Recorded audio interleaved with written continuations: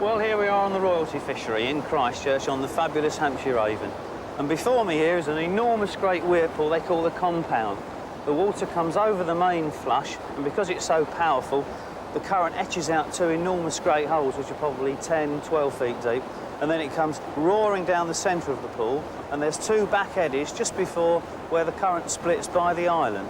And just where it comes round towards the hut here, there's a back eddy probably 5 or 6 feet deep, and that's where I fancy fishing. There's some lovely fish in here. There's salmon, sea trout, roach, dace, perch, bream. There's even a few carp. But the fish we've come to get today, hopefully, is the barbel. I've got the gear made up, so let's have a look. Right, I've got the trotting rod already made up with a 3 swan shot loafer. I've got my net on the back, and in my pouch I've got 2 or 3 pints of maggots. Very tall reeds through here. Actually, they're not reeds, I think it's reed sweetgrass.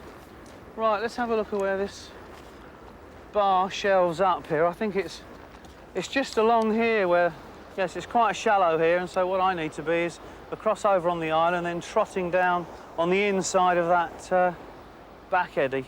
It's still a little bit too deep here for wading though. Let's see where we can get across. Lovely wild flowers along here. Of course, here we've got our old friend, the willow herb, and here's some hemp agrimony. This is an unusual plant, really. It's quite unique because it's got a bit of substance in it that's yet to be identified. Right, let's have a look here. It's getting a little bit shallower. This looks as good a spot as any. I'm glad I've got the waders on. Looks quite crunchy through. Whoops! Crunchy through here. Steady, Wilson. Oh, it's not too bad. There's a few deeper runs, but this is easy. Right, I think I'll walk along this other bank here. It's a bit shallower. There's loads of fry about here. Really is pretty here. Look at that lovely patch of purple loosestrife there. That's absolutely beautiful, that is. And here we got some knit bone, which, it's a funny thing, it gets its name from the fact that in olden days it was used to heal bones when people broke them. Right, let's have a look through this water. It's so clear, there's fry everywhere. Hello. There's a little baby flounder gone scurrying off downstream. Although this is fresh water here, it's only about 2 miles from the sea, and of course you get a tremendous run of flounders, some of them up to about a pound in weight, and these little ones sometimes can be a nuisance when you're trotting maggots. Well, here we are. I have to walk carefully at the tail end of the pool. There aren't too many boulders. There's 1 or 2 that get thrown up by the winter floods. There's a couple there, and when you're wading in quite fast water, you've got to be fairly careful, really. It's not too deep. Right, let's get out. Right, let's have a look. That's about it as far as the waders go, I think. Right, let's try 3 or 4 maggots. Still lovely and sunny, but I don't like the look of those clouds over there. Looks like we're going to get some dark weather for the rest of the day. I think I'll try 4 maggots. I've got a size 12 hook on, direct to 4 pound line. It's probably a bit heavy if I catch any dace or roach, but then could contact a chub or hopefully a barbel, and you never really know. Right, we'll have to get it out further than that one though. That's better. Now I've got the float set about 5 or 6 feet, and God, this current's really pushing through here. It's not doing what I thought it was. I thought it was going to be going away from me, but it's not. It's cutting across diagonally, and there's a fair amount of wind. Hello, wind too. That's not bad. Fish first cast. It's a little tiny dace by the look of him though. I think these little blighters could be a bit of a menace actually. There's quite a few in this pool, and it's difficult to get down to the bigger fish. Right, let's just put a couple on this time.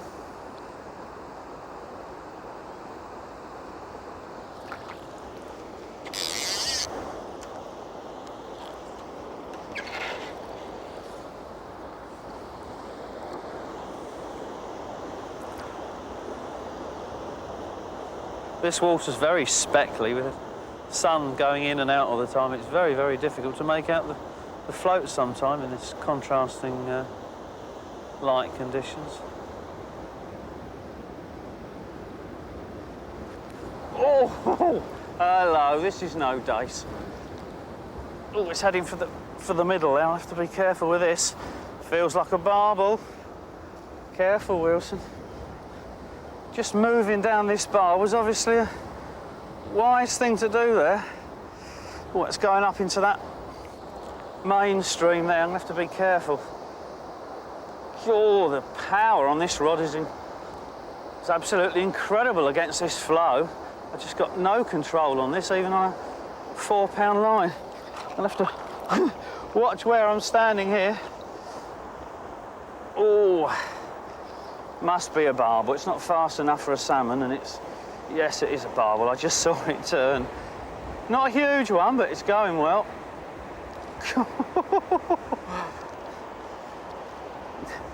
There he is. Oh, I'm going to have to be careful with... Hello, I've got some line caught around the rod top there. I've got some weed in it. Oh, no. Oh, it's all right now. No, I'm not on caught around me reel. Oh, isn't this ridiculous? No, we're okay. It's times like these, I wish I'd have brought this long-handled landing net out. But we're going to have to go for this one, I think. What I'll do, I'll get him heading up in the current above me and then try and guide him straight in back into the net. This wind is unbelievably strong. Come on, steady, Wills. Oh, no, he's not ready yet. It's good fish, looks about 5 or 6. Cool, look at the wind. Oh, yeah. I thought that was going to be taken by the wind there and do a flyer. Oh, let's lay him down gently. There he is. Hampshire Avon barbel. Look at their lovely lines, the power and that steeply shelving head where the current forces them to the bottom. Massive, great big dorsal fin. He's got a split in that one. Beautiful fish, look at that. And that's how they are on the bottom. Terrific. Right, let's put him back. Whoops. There's the underneath of him. There's his semi-protrusible mouth there. Very rubbery, thick lips, barbel. Right, let's put him straight back. What a result after just 10 minutes fishing. Away you go. Whoa. They got some power, those fish. The nice thing about weir pools is that they're the heart of the river. It's the place where everything gathers, from big fish to little ones, and here there's loads of fry. I love bringing a bucket and a net along. I think it's the eternal kid in me. And of course, all these little tiny fish down here is what everything else on the... Oh dear, it's a mixed grill. But everything else in the river preys upon. Chub, and even the barbel take these little tiny fry. Oh, in you go. Let's have a look down here under this log. Oh, there's lots of shrimps on there. We'll have a look at them in a minute. Could find anything under here. Bullhead, stone loach, all sorts of stuff. Right, let's have a look at these. I'm going to tip them into the net first of all. There's everything in there. I think we've even got a little flounder. Fill this up with some fresh water. Right, let's dunk them in there so that we can see what we've got. Well, we've got a right mixed grill here. Look at those. We've got a little tiny stone loach. Look at that with its mottled back there. We've got a lovely little flounder. Pretty little things they are. Oh, don't jump off. We've got a dace. And believe it or not, there, I think we've got a little tiny barbel. Look at that. That's the smallest barbel I've ever seen. There's another one there. Just about everything in this weir pool. And of course, chub and all the other fish chomp on these, even barbel. I suppose a barbel's capable of eating all of these. That flounder's absolutely beautiful. Let's see what else we've got. I think there's one or two more left.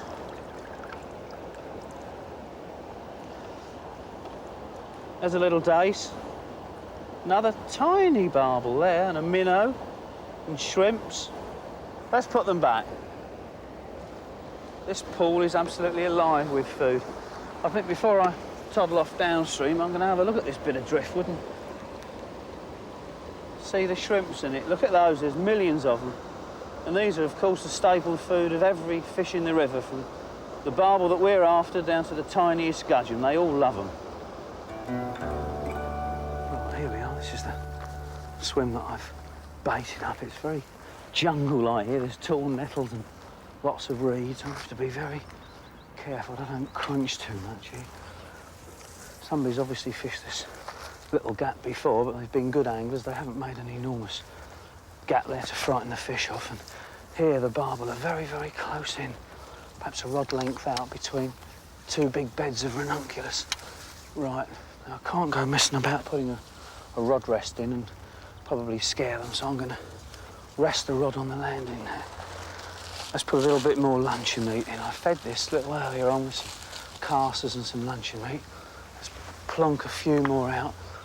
Oh, I keep, not a very good shot, Wilson. I keep landing it on top of the floating weeds.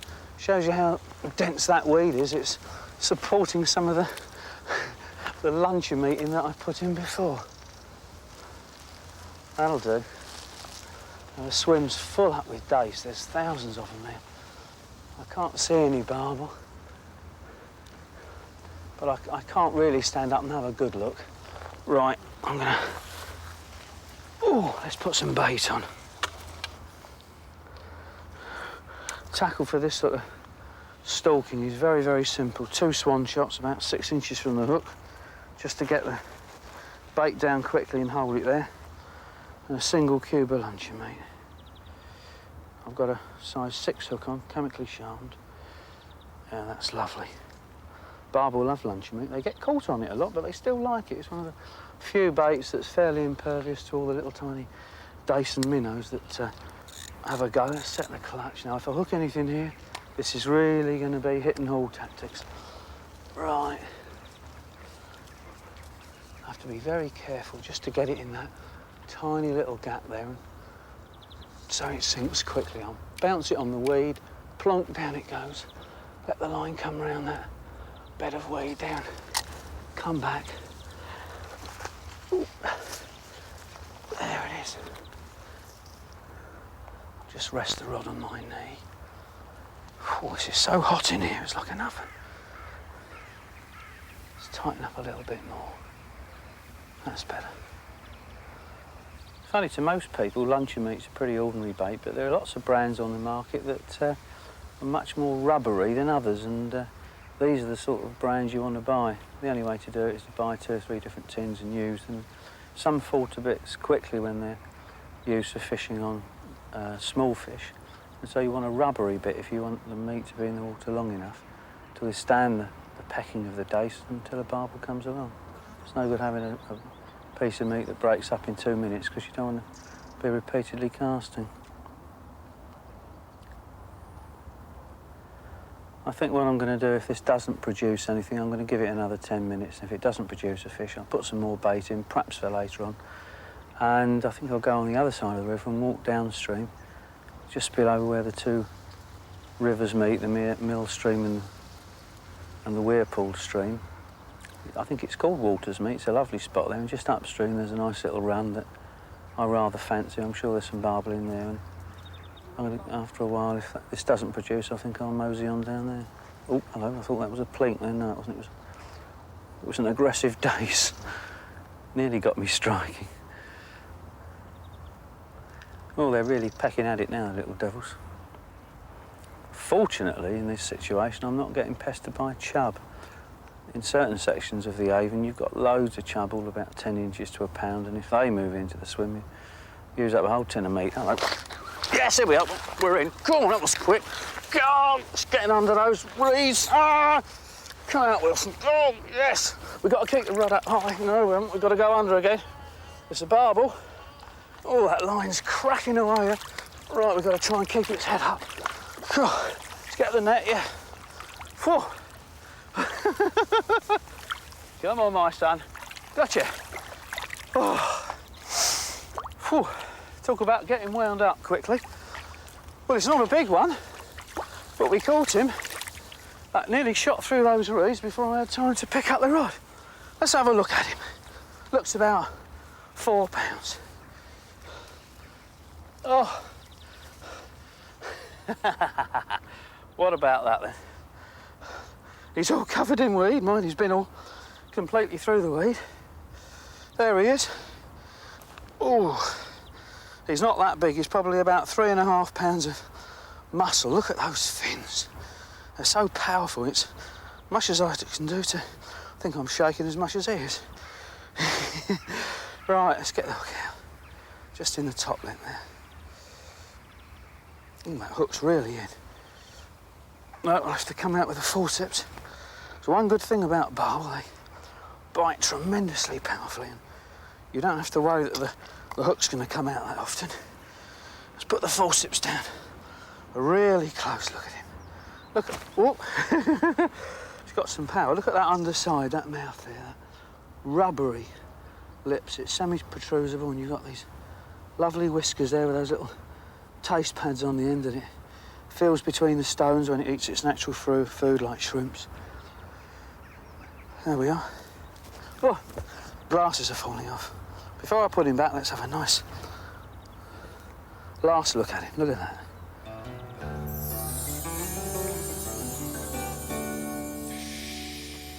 The reason I'm done up in all this clatter is that I fancy having a go at this swim. It's a very challenging one indeed.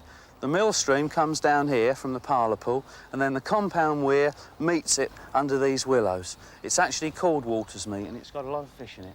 It's a difficult swim because the water's so fast, hence the waders, and I'm going to wade job just under the first willow tree.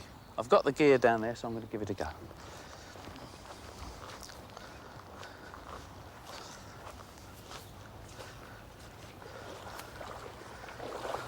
Well, it's a bit cramped in here. I've got catapult strangling me round my neck. I've got some luncheon meat, about 100 lobworms. I've got a bag of prawns and about the contents of 3 tins of sweet corn in there. And I've got a little tiny box with some hooks and shots in it. Forceps for unhooking. And the rig's very, very simple for these weedy waters. Starts with an 8 hook on 6-pound line, 18-inch hook linked to a little swivel. Above that, 6 pound, of course, as well. Below the swivel is a weak link. This is so if I get caught up in the weeds, that'll snap. It's only 3-pound breaking strain, and hopefully I'll still land the fish. If that doesn't snap, which it doesn't sometimes, I've got some lead-free split shots there, pinched on very lightly, and they'll perhaps slip off too. Let's see if it works, shall we? Right, here we go. Oh, this water's lovely. The bottom's not too bad either. I was a bit worried that this would be a bit soft and a few little silty patches. There is every now and again, but it's not too bad. The flow's quite strong even here, and I'm nowhere near the fast water yet. I hope I'm not going to run out of waders here. Oh, God, that's a little bit soft there. Right, I think what I'm going to have to do is follow this weed bed and come as close to the swim as I can with a weed bed in between me and where I'm going to fish. If I go right through that gravel there, I'm going to scare everything in the river. It's funny in a river, a lot of fish spend their whole lives in runs between weed beds, and so they don't know what's going on in the run between the weed beds 3 yards away, and you can often fish very close to fish by creeping up on them, so long as you've got that sound barrier of reed beds between them. Right. God, nearly got that coot then. Ease that off the bottom, that's nice. Right. Now I'm going to hold it in that slack and see what happens, and see if we get a bite. I'm going to give it a couple of minutes stationary. I haven't had much with it plonking round, so we'll just try and be patient. And see if we can get a bite static. A lot of the fish in this river like it moving though, but Hello, yes, we're in. Hello, what's this? Oh, Wilson, steady with it. That took in that slack. God, this current's ridiculous. The reel's falling off. No, it isn't. Oh, we've attracted the attentions of some holiday makers over there. Let's hope we don't look a fool and lose this. Oh, it's a bream.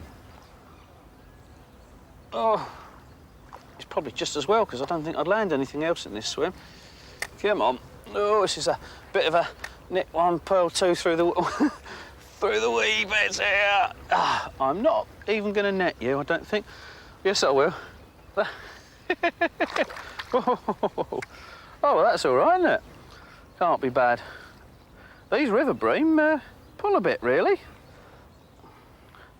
They're not so slimy as their coloured water counterparts either. Let's have a look at him.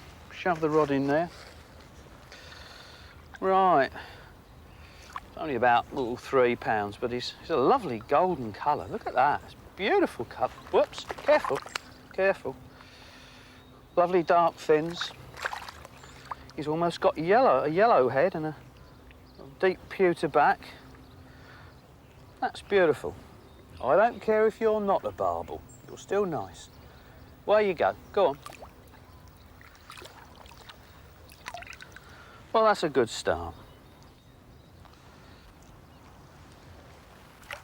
That's better. Got sweet corn all over me here. OK, let's see what this brings. Again, I'm going to leave it static and support my other hand here. Getting these very gentle little rustly slack liners from these bream, and but then again the current lifts the swan shots and I get it from the current as well. It's just that when a bream picks up the bait, it just rustles a little bit more.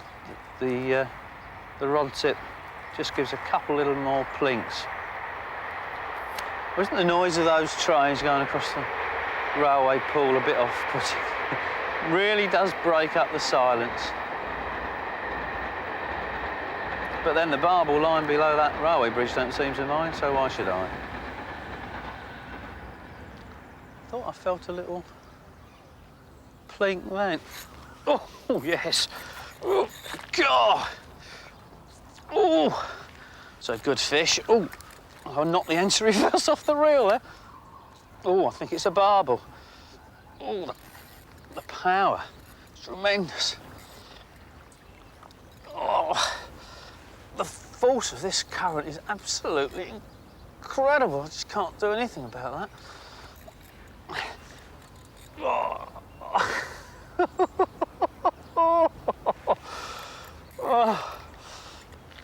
Oh, it's going upstream now.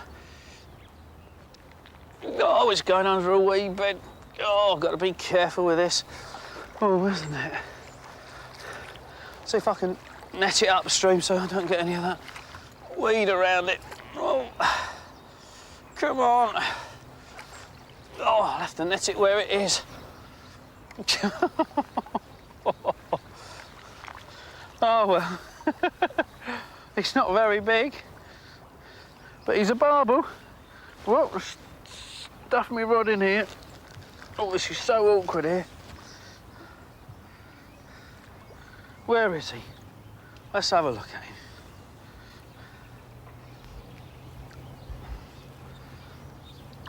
Well, landing net's turning round here. Oh, the hooking wasn't in very tight at all there. Glad I didn't lose that one. Oh, he's still got some fight in him. There he is. Well, there we are. I thought we were going to finish on a bream, but we haven't. We've got a barbel. Isn't that lovely?